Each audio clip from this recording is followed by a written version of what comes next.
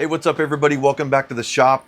Another day out here working, and just figured I'd jump on real quick and kind of show you what I'm up to. Had a couple interesting things come up, so I figured I might as well share it. So, over the weekend, just been running more waste boards here. Been making some more sales on those this month and last month. So, thank you to everyone who's purchased those. I really appreciate that. Those have been really fun to make, and I think they're quite an improvement on the whole functionality of the Shapeoko 5 Pro. For me, anyway, I mean, I really think they're cool, and other people have told me that as well. So thanks to everyone who's purchased those. Got some foam samples in here. Got a few different, let's see, there's one. I got a few of these foam samples in because, we've been building those boxes.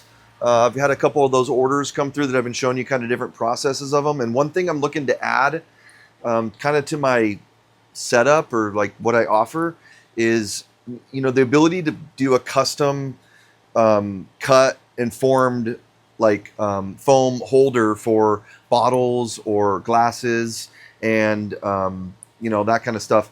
And the whole idea behind this is being able to customize all this stuff. I know sometimes you can buy those pre-made already, but all glasses are different, especially bottles. I have lots of different companies that I work with that, they always want to put a specific liquor bottle in, or sometimes I work with wineries and they have tons of different bottles. I didn't even realize that, how many different size wine bottles there are, really. So, and not even just sizes, but just overall shapes of them. So being able to do that in-house here is really gonna step up our game here with those crates that we make. So, that's one thing with the crates. Second thing is I wanted to show you guys a little bit about color filling today. Some people have reached out to me over the past few weeks, ever since I did a video where I color filled a graduation money holder, and some people had some questions, and they kind of expressed interest in seeing kind of how we do that here and how I do that. So I will show you right now. Actually, that's the first thing we're going to talk about. So let's go ahead and take a look at what we got going on. Okay, so first thing, of course, we got to engrave our lids, right? So I've got the Bolt working on a couple lids here. This is the Bolt Pro 32, cranking those out. But even before we get to that step,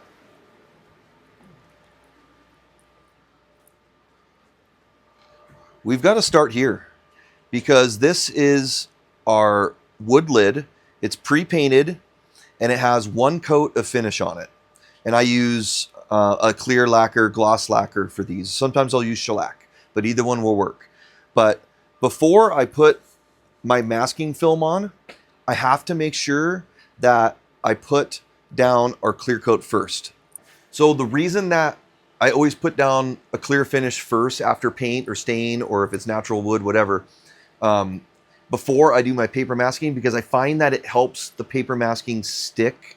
Sometimes if you have a gloss paint or even just a hardwood that doesn't have any finish on it, the masking film doesn't quite want to stick onto it. So that helps with that. Number two is that it helps correct any mistakes if you have a little bit of bleeding. Okay, and I'll kind of show you that later when I'm weeding, when I'm taking the film off. But basically, if I bleed out a little bit in certain areas, I'm able to take maybe a little bit of alcohol or a little bit of sandpaper, and I'm able to clean up that bleed. But I'm only really like taking off the clear coat layer or getting into the clear coat layer. I'm not getting into the paint underneath. I definitely do not want to do that, especially on these. These are black painted lacquer finish. And if I get down to the bare wood, then I have to do touch-up paint, and it's a whole nother ordeal to get that corrected. So the clear coat gives you kind of a protective layer, as well as helping the paper mask stick. Back to our lid here. The second most important thing when applying your masking film, besides putting on your clear coat layer, either your lacquer or shellac, is to adhere your masking film really well. And the best way to do that is with a J roller.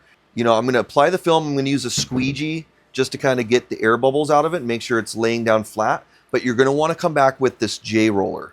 It's got to be one of the most important steps, if not the most important, aside from the clear coat. I think I already said that, but it's I can't say it enough how important it is to actually press down this film, because it's pressure sensitive. The adhesive is pressure sensitive. So you think you're doing it hard enough with your hand, but you're just not getting it pressed down all the way because you're not putting consistent pressure on it.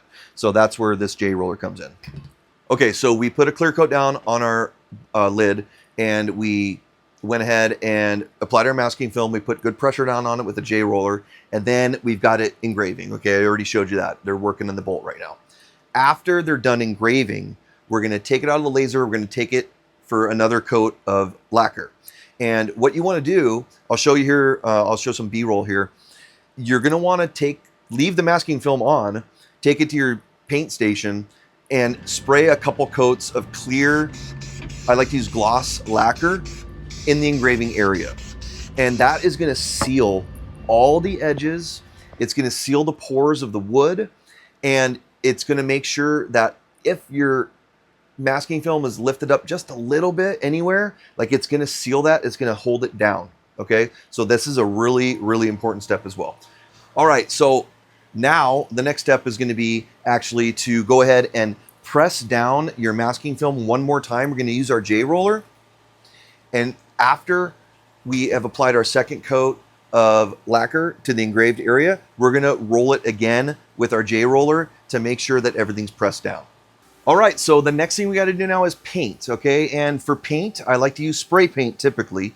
And it, I haven't found a particular brand that works better than others. I just usually get whatever's at the Home Depot or Lowe's, whatever. But in this particular case, I am spraying a metallic gold.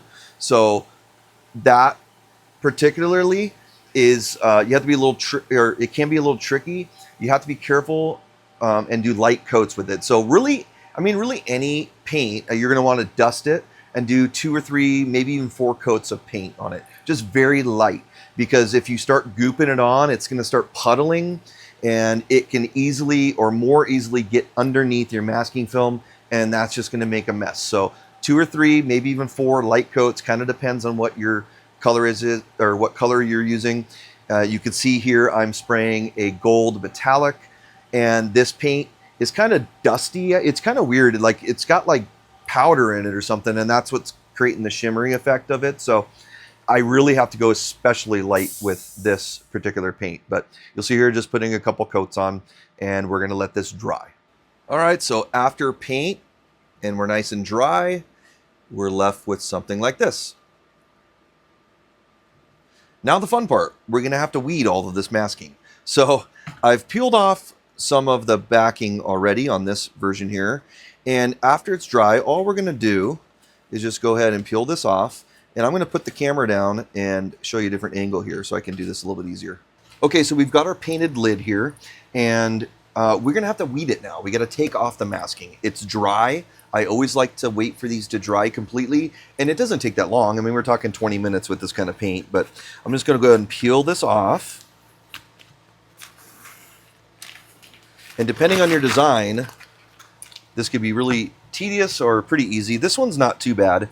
I'm going to take my pick. This is just like a little metal Cricut pick or whatever I got. I think I got it with my Cricut, but any little metal tool like this will work. And we're just going to go ahead and lift up these main sections. Pull them off. We're going to get our little parts in between the letters. Let me pull you in here and see if I can get you closer to that. Yeah, so you see we've got nice crisp lines on that circle we just pulled off and around all of our text.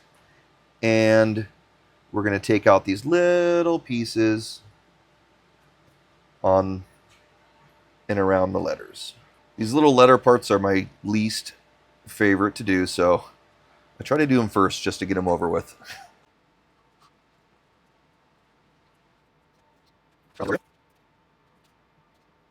You can see how crisp the lines are. I don't really see any bleeding yet,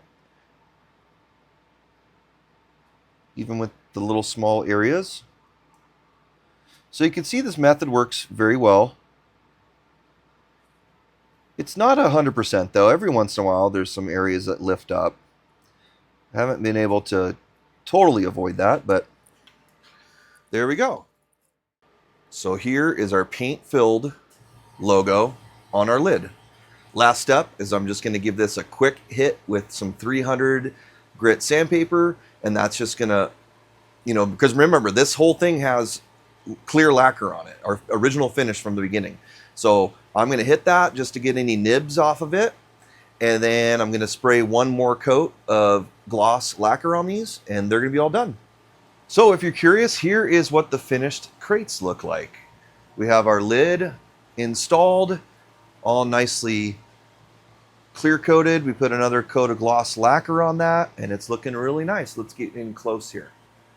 You can see there's no bleeding. There were some really small detailed lines in this design, and you've even got that little hole like in the elbow area. Like that's a small little spot where the masking stayed on. So this one came out really nice, and you know, I always have really good luck with this method. It's not 100% foolproof. I mean, sometimes you do get a little bleeding, but the bleeding is easily manageable when it does happen, very rarely, with the ability just to kind of clean it off, and because you have that base layer of lacquer on there. So I found that helps really well.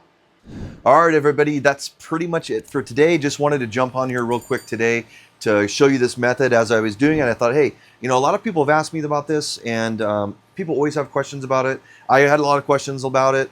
I've kind of pieced this together, my method here, from many different sources that I've looked at throughout the years, but it really works well. And not only do I use this method for laser engraving, but also for every time I color fill on the CNC as well. It works just as great. So jump in the comments, let me know what you think. If you have a different way, let me know, because I'm always looking for new ways to do things as well, or better ways. And again, if you have any questions about anything I talked about in this video, go ahead and shoot it in the comments as well. Thanks a lot. Have a great work week this coming up week, and I'll see you on the next one.